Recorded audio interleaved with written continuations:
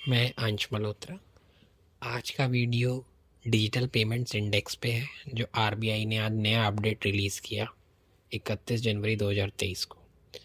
Reserve bank जो है ये composite digital payment index DPI जिसे कहते हैं, ये जनवरी 2021 से रिलीज़ कर रहा है और मार्च 2018 को बेस बना के कर रहा है। मेन मकसद एक लाइन में समझाया जाए, जो अंडरलाइन किया गया है कि to capture the extent of digitization of payment across the country, कि जो डिजिटाइजेशन ऑफ पेमेंट का सिस्टम है, लेन देन जो है कैश को छोड़ के डिजिटल में कितना ज़्यादा हो रहा है, उसका एक्सटेंट क्या है, अलग पैरामीटर्स पे उसको जज करना। आप देख ही रहे हैं कि डीमोनेटाइजेशन के बाद से गवर्नमेंट डिजिटाइजेशन पर उसने बहुत ध्यान दिया है। उसका पूरा एक फ्लैगशिप प्रोग्राम है डिजिटल इंडिया को लेके। ये जो इंडेक्स है ये सेमी एनुअल बेसिस पे रिलीज़ होता है, हर 6 महीने का पे डिजिटल पेमेंट का एक्सटेंट जो है वो कैलकुलेट किया जाता है, उस पर नज़र रखी जाती है। एक बड़ा ही इंपॉर्टेंट जो रेड कलर में लास्ट में लिखा हुआ है कि digital payment index is different from financial inclusion index. ये लाइन मैंने इसलिए लिखी है क्योंकि मैंने जब लास्ट ईयर आरबीआई का इंटरव्यू दिया था ग्रेड बी का, तो उसमें भी मेरे दोस्त से उन्होंने इन दोनों आरबीआई के जो इंडेक्स हैं, जो आरबीआई निकालता है हर साल, इनके पैरामीटर्स पूछे थे। तो अनफॉर्चुनेटली थोड़ा सा उन्हें कन्फ्यूजन सा हो गया था। तो आप सोच सकते हैं कि ये कितनी इंपॉर्टेंट चीज़ है। आपको इन दोनों में डिफरेंस को याद रखना है कि ये दोनों अलग अलग इंडेक्स हैं, आरबीआई ही करता है। और फाइनेंशियल इंक्लूजन इंडेक्स पे मैंने वीडियो भी बना रखा है अपने चैनल पर, जाके आप देख सकते हैं। अब आता है क्वेश्चन कि पैरामीटर्स क्या हैं। ये इंडेक्स असल में बना किन चीज़ों से है, उन पैरामीटर्स की वेटेज क्या है।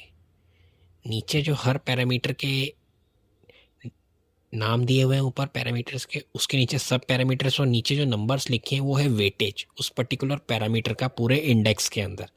क्योंकि डिजिटाइजेशन को, उसकी डिजिटाइजेशन ऑफ पेमेंट्स की जो एक्सटेंट है, उसको नोट करने के लिए अलग अलग टाइप और अलग अलग डायरेक्शन से हमको देखना पड़ेगा। तो सबसे पहला पैरामीटर है पेमेंट अनेबलर्स, जो डिजिटाइजेशन ऑफ पेमेंट को अनेबल करते हैं। ये वो पैरामीटर्स हैं जैसे कि इंटरनेट, मोबाइल, आधार, बैंक अकाउंट्स, पार्टिसिपेंट्स और मर्चेंट्स। ये पेमेंट को अनेबल करते हैं 25% वेटेज के साथ। दूसरा है पेमेंट इंफ्रास्ट्रक्चर डिमांड साइड पे। पेमेंट की डिमांड कहाँ से होती है, debit card, extent of credit card, prepaid instruments, customer registered mobile और इंटरनेट बैंकिंग के।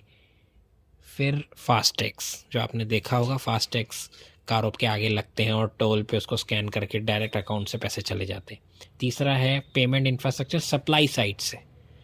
इसका पैरामीटर, इसका जो वेटेज है 15% का है। और सप्लाई साइड से कि भी पेमेंट इंफ्रास्ट्रक्चर की डिमांड तो हो रही है, डेबिट कार्ड लोग एक्वायर कर रहे हैं, तो पेमेंट इंफ्रास्ट्रक्चर चाहिए, पॉस मशीन्स चाहिए, स्वाइप मशीन्स चाहिए।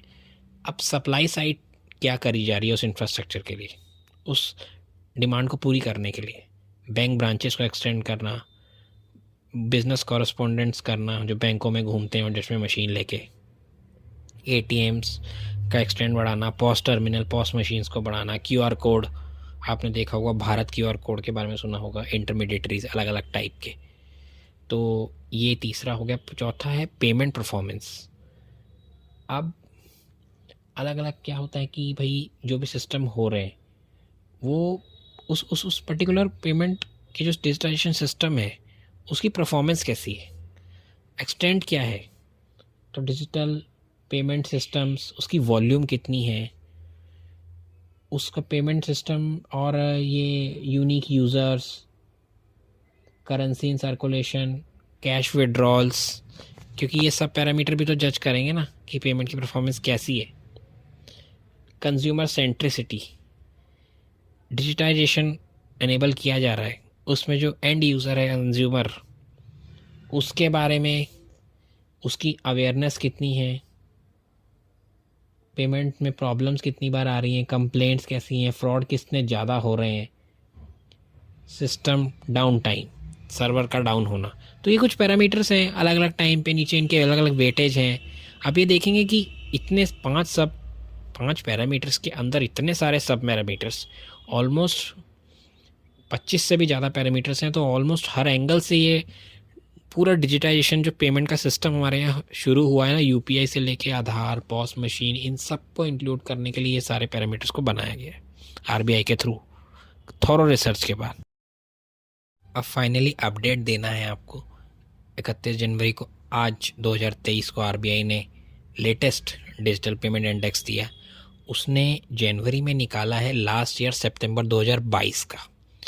मैं आपको पहले शुरुआत में बताया था कि सेमी एनुअल बेसिस पे रिलीज़ होता है 4 मंथ के लैग के बाद, मतलब मार्च 2023 का जो होगा 6 महीने बाद उसका रिलीज़ होगा 30 है ना, तो जुलाई में है। तो अब जो जनवरी में रिलीज़ हुआ है ये लास्ट ईयर सितंबर 2022 तक, कहाँ से, मार्च 2022 से सितंबर 2022 के बीच का अपडेट अब आया है।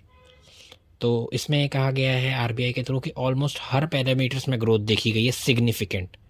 लास्ट ईयर का मैं श्योर नहीं हूँ, बट मैंने जो डाटा सुना है वो ये है कि 10 लाख करोड़ के यूपीआई ट्रांजैक्शंस हुए थे। तो ये बढ़ना, इंडेक्स का बढ़ना बिल्कुल सही है, क्योंकि जो डाटा है यूपीआई का वो भी यही दिखा रहा है कि हिट है बिल्कुल डिजिटल पेमेंट्स।